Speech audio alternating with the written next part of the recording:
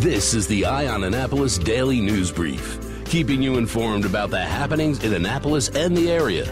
Local news, local sports, local events, local opinion, and of course, local weather.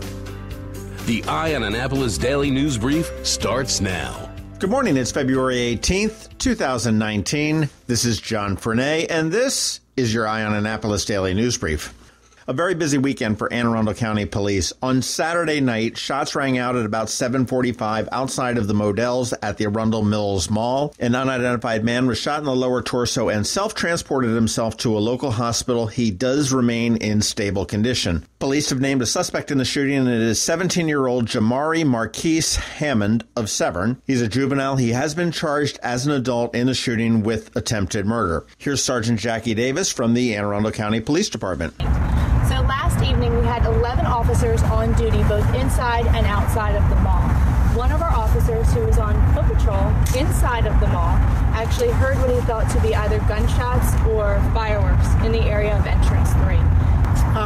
So officers converged on that area. They were unable to find anything. They did find several witnesses that were coming forward saying, hey, we just witnessed a shooting here. There was a shooting here. We got a bunch of 911 calls. Officers continued to look. About a half hour-ish later after that, we got a walk-in to one of our local hospitals of a shooting victim. That victim was an adult male. Once detectives were able to interview him after the immediate medical attention was rendered, he did confirm that he was the victim that was shot at that entrance 3 area of Arundel Mills Mall. According to the victim, what he said was he was in a verbal altercation with a group of people, and one of the people in that altercation pulled out a handgun and started firing. One of those bullets did strike him. Thankfully, it was a non-life-threatening injury. He is still in the hospital, but he is stable at this time. Detectives worked through the night. They worked with mall management and mall security. They were able to obtain surveillance video both from the mall as well as independent witnesses that happened to be recording the altercation. Through that investigation, they identified 17-year-old Jamari Hammond from Severn as the suspect. The victim was not from Severn. He is an adult male, not from Severn. They did not know each other prior to engaging in this verbal altercation at the mall, so they were unknown until this instant. And while the criminal section had their hands full at Arundel Mills Mall, the traffic section had their hands full on the roads in West County. Also Saturday at about 11:45 a.m., a Toyota was traveling eastbound on Maryland 100. The driver lost control, struck a guardrail, flipped over, and landed on top of a Honda that was also traveling on eastbound 100. The female driver and the minor child in the Honda were transported to an area hospital where the driver suffered minor injuries. The child was uninjured. Unfortunately, the driver of the Toyota, who has been identified as Paul Pinkston, a 36-year-old male from Glen Burnie, was pronounced dead at the scene. Another wrong-way crash, this time on Saturday morning at 2 a.m. on Route 32 just east of Maryland 198, and that's right by Fort Meade. A Ford pickup truck was traveling in the wrong direction, westbound, in the eastbound lanes of 32. He struck an eastbound Toyota Camry nearly head-on, and the driver of the Toyota was pronounced dead at the scene. The driver of the Ford was not injured, and he has been identified as Christopher Thomas, 39, of Glen Burnie. He has been charged with manslaughter by vehicle, driving under the influence of alcohol, and driving while impaired. The driver of the Toyota was identified as Raymond McCarter, 33, of Bowie. In addition to the police department, the fire department is busy. On Friday at about 5 a.m., home video caught an arsonist on Wisdom Court in Glen Burnie. You can check out the video at eyeonannapolis.net, but when fire crews arrived, they found a vehicle parked in a driveway on fire. It damaged 2 other vehicles and the adjacent townhome, nearly trapping the occupant inside. In the video, you see a man in a hoodie come out, douse the car with gasoline, and ignite it. Anybody that has any information on that is encouraged to call the Anne Arundel County Fire Department and Explosives Investigation Unit, and you can do it anonymously at 410-222-TIPS, and if you're not into acronyms, that's 8477.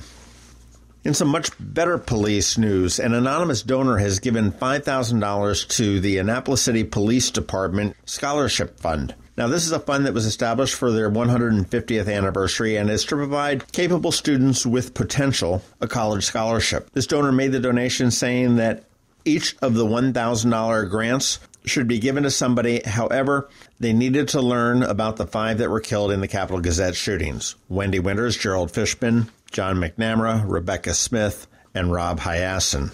Now, the Annapolis Police Department is looking to expand on that scholarship program.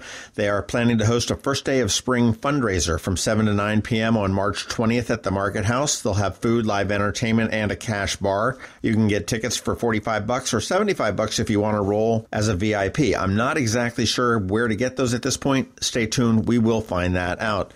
Also, if you'd like to help with pizza, the Papa John's restaurants locally here all have a 40% off code, and that is APD Scholar 40, and that's APD SCHOLAR 40. You get 40% off of your check, and they donate 10% of that check to the scholarship program. If you're interested in applying for that scholarship, head on over to annapolis.gov/police. Chase Cook from the Capitol had an interesting article in Sunday's paper all about the tax cap, and we as Anne Arundel County residents feel that the tax is capped.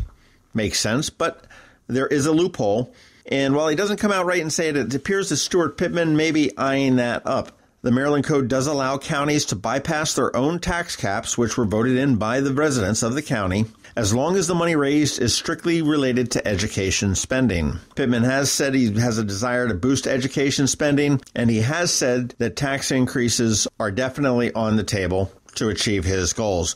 We'll see if he circumvents the tax cap and see how that works out for everybody there. This will be particularly interesting to watch in the coming years as the Kerwin Commission comes into play, which looks to add millions to the school budget with no immediate and obvious way to fund it. All right, that is about it for the top news today. Please make sure you're checking out eyeonannapolis.net throughout the day because we do update it throughout the day. We don't know what's going to come down. Hey, and you want to check out the Maryland Crabs podcast. The latest episode, Tim Hamilton and Jared Lippman, who owns KB True Value Hardware, sat down and talked about the drive for 15 or the push to get $15 an hour minimum wage. And boy, it's not as simple as you think. Also, you want to make sure you're following that Maryland Crabs because this Thursday, we're going to be talking with Connie Del Signor from Visit Annapolis, and we're going to talk about that Airbnb tax, which has everybody so wrapped up. You want to check out that top link in our show notes because you'll find out all the different ways that you can connect with us. And if you are someplace where you can give us a recommendation or a review, please do that. And also let your friends and colleagues know about us. That would be much appreciated. All right. Other than that, you need to hang tight because we've got George Young with another possible snowy winter forecast coming up in just a minute. Get your house in order. We all have our wish list for our house, interior, exterior, lawn or garden. Come on out to the Mid-Atlantic Exposition's Annapolis Spring Home and Garden Expo on February 23rd and 24th in Annapolis. Come on out and hear TLC and HGTV's Vern Yip dish the tips on making your home something incredible. Visit dozens of home improvement contractors and suppliers and kick back for seminars about remodeling, common tree problems, staging your home before you sell it, or getting antique appraised. You know, they even have some wine tasting from Cove Point Winery. The Annapolis Spring Home and Garden Expo is Saturday, February 23rd from 10 to 6 and Sunday the 24th from noon to 5 at the Byzantium Center on Riva Road. Admission's only $5, and when you come out, you'll automatically be entered into the She Shed sweepstakes. I'm not going to say that a second time, but you could win a she shed valued at $3,000 from Pine Creek Structures. The Annapolis Spring Home and Garden Expo, February 23rd and 24th at the Byzantium Center. We'll see you there. Going out? You need the most up-to-date local weather. Here's George Young from DMV Weather in Annapolis with today's forecast. Hey everyone, this is George with DMV Weather, and this is your Eye on Annapolis forecast for Monday, February 18th. Mixed skies today for Annapolis and all of Anne Arundel County with temperatures upper 40s to maybe even lower 50s, but with breezy winds gusting between 30 to 40 plus miles per hour. Then a dry and seasonably cold day on Tuesday with sunshine and highs near 40 before a storm system moves in from the southwest late Tuesday night, bringing snow, sleet, and freezing rain to the region all of Wednesday morning into early Wednesday afternoon before it then changes over to all rain in the later PM hours Wednesday. At this point, at least a few inches of snow are expected, with a slippery combo of sleet and freezing rain as well, which together will likely cause delays and cancellations to school schedules, as well as the federal government and private businesses across the region due to expected hazardous driving conditions. Stay tuned, but be aware now that Wednesday could be a difficult one travel-wise in the region. Okay, that's it for today. This is George Young of DMV Weather. Make it a great day out there despite the gusty winds. And be sure to get our free app on all of your devices by searching for DCMDVA Weather in the Apple or Google App Stores. And also follow us on Facebook and Twitter and on our website at dmvweather.com so you can always stay weather informed. Imagine your child saying, "Guess what I learned in school today?" At St. Andrews, it happens every day. We asked Emma and Lawson why. We grow winter greens in our garden to make smoothies. Second graders are the chicken checkers, and our 8th graders take care of our goats. Our classes are the perfect size, which means we get to know each other well, and our teachers know us. Visit St. Andrews Day School's open house, Friday, March 8th from 9 to 11 a.m. or call 410-266-0952 for a tour.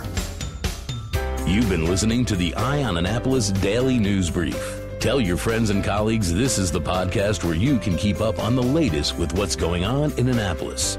And also tell them about our website, eyeonannapolis.net, where you can find even more information. This podcast comes to you every Monday through Friday at 7 a.m., keeping you informed with the Eye on Annapolis Daily News Brief. And take a moment to listen to our other podcast, The Maryland Crabs, released every Thursday at noon.